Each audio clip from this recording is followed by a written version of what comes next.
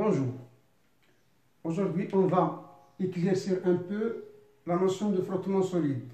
C'est un problème rencontré en mécanique lorsque vous étudiez le mouvement d'un solide sur un plan incliné ou un plan horizontal en absence ou en présence de frottement. On va mettre le point sur les points essentiels: l'angle de frottement, le coefficient de frottement et la force de frottement. Donc, on va commencer d'abord d'étudier le cas en absence de frottement. Si vous posez un corps sur un plan horizontal en absence de frottement, vous avez deux possibilités. Si le corps est en équilibre, cela veut dire que P plus R donne un vecteur nul. Cela se traduit par la présence d'un angle droit entre la réaction R et le plan horizontal. Le mouvement peut être en équilibre si la condition P plus R égale 0 qui doit être satisfaite. On peut donner une vitesse initiale à ce corps et en absence de frottement, R va rester toujours perpendiculaire à la surface de contact, ce qui donne toujours P plus R égale vecteur nul. Et à ce moment-là, la vitesse reste constante. C'est le principe d'inertie. Donc le premier cas, P plus R égale 0. Le deuxième cas aussi, c'est Vg va être nul pour le premier cas. Pour le deuxième cas, Vg égale une constante. C'est le principe d'inertie. Ici, en absence de frottement toujours, si vous posez un corps sur un plan incliné, à retenir que P c'est toujours vertical, mais R, il va rester toujours perpendiculaire à la surface de séparation ou de contact, ce qui va donner automatiquement P plus R différent du vecteur nul. Géométriquement, si vous faites la somme P plus R, vous trouvez un vecteur dans le sens du mouvement. Si vous laissez le corps glisser spontanément, il ne peut pas être en équilibre car P plus R est différent de 0. Retenez qu'ici qu'il y a l'angle droit, l'angle d'inclinaison du plan c'est alpha, ça c'est 90, ça c'est 90 moins alpha. Et on retrouve ici alpha, ça ce sont des relations géométriques, ça vous donne ici alpha. P plus R différent du vecteur nul, AG différent de 0, vecteur nul, AG est égal à une constante qui est non nulle. Si P et R restent constantes, le mouvement sera uniformément accéléré, rectiligne uniformément accéléré vers le bas. Toujours en absence de frottement, mais on pousse le corps vers le haut. On va lui donner une vitesse initiale et lui laisser subir P et R seulement. Toujours, R est perpendiculaire à la surface de contact. P plus R toujours différent des oreilles, mais attention, toujours la somme P plus R c'est vers le bas, c'est pourquoi il sera retardé. Ce qui nous intéresse, ce sont les angles alpha, alpha, alpha. Et ça, c'est un angle droit. Et ensuite, P plus R toujours différent de 0, HG donc différent de 0, HG égale à une constante non nulle, mouvement uniformément accéléré. On a en présence de frottement cette fois-ci, la présence de frottement. Si vous posez un corps sur un plan avec frottement, un plan rugueux, il peut rester en équilibre. La condition d'équilibre, P plus R égale vecteur nul. Ça, c'est pour qu'il soit en équilibre. Mais attention, on peut le pousser. En le poussant, vous savez qu'il ne va pas continuer parce que la force de frottement, ou la réaction n'est plus normale à la surface de contact. Il va être incliné dans le sens inverse. Son travail est négatif. Comme ce qu'on va voir ici, avant de le pousser, voilà, R est incliné. Mais la vitesse va diminuer, attention. Et là, R garde sa direction au cours du mouvement. Il fait un angle phi avec la normale, c'est phi qu'on appelle l'angle statique de frottement. P plus R différent de 0, HG égale à une constante non nulle, mais attention, c'est le mouvement retardé. Parce que sigma des forces, si vous faites la somme de P plus R, c'est dans le sens opposé au mouvement. En présence de frottement toujours, si vous lâchez un solide sur un plan incliné, des considérations géométriques qu'on va voir après, P et R vont être constants. Mais attention, ici, R n'est plus normal à la surface de séparation. On va voir. Au cours du mouvement, P et R restent constantes. Et voilà l'angle d'inclinaison. on le retrouve ici, mais attention, R, il n'est pas vertical, mais il fait un angle phi, c'est l'angle statique, de frottement statique avec la normale au plan. Donc, dans ce cas-là, si alpha doit être supérieur à phi pour que le corps se déplace de lui-même si on le laisse en vitesse initiale. C'est une condition. P plus R, ça serait différent du vecteur nul, AG égale à une constante non nulle, mouvement uniformément accéléré. Phi s'appelle l'angle de frottement.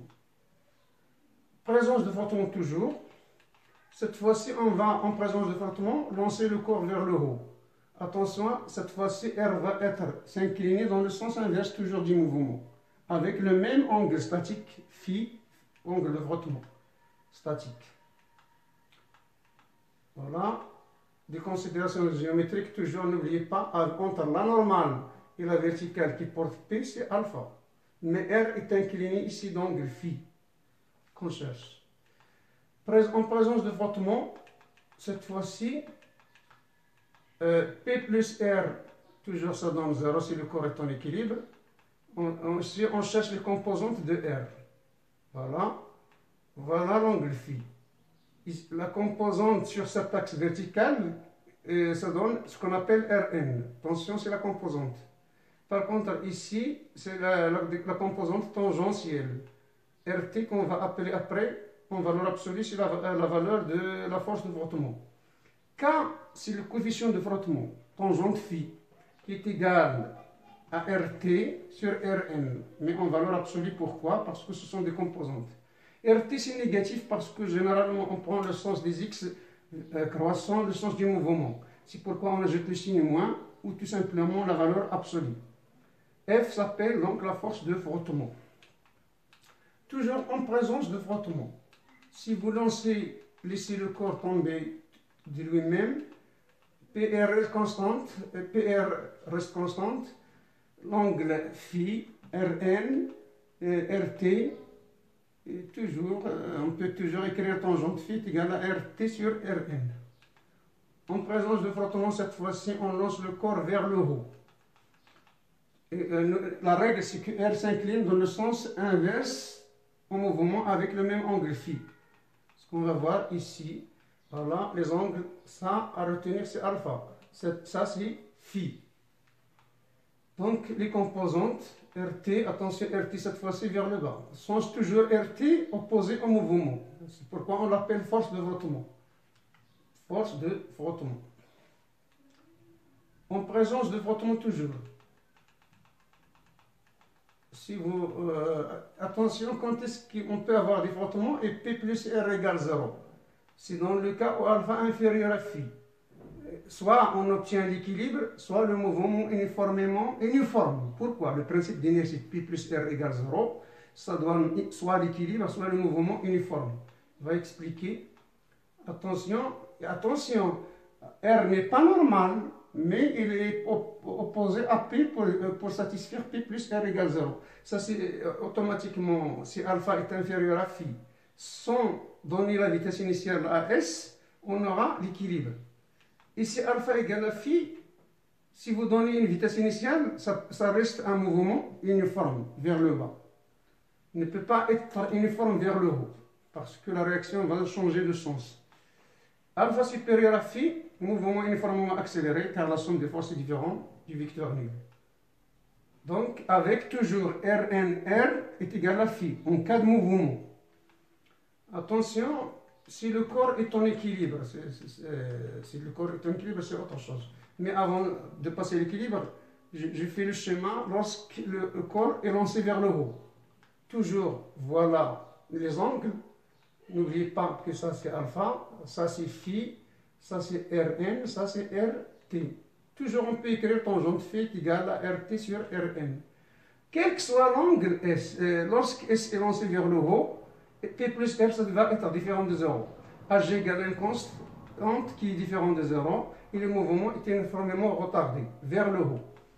Avec phi égale à une constante est égal à RRN, l'angle RRN.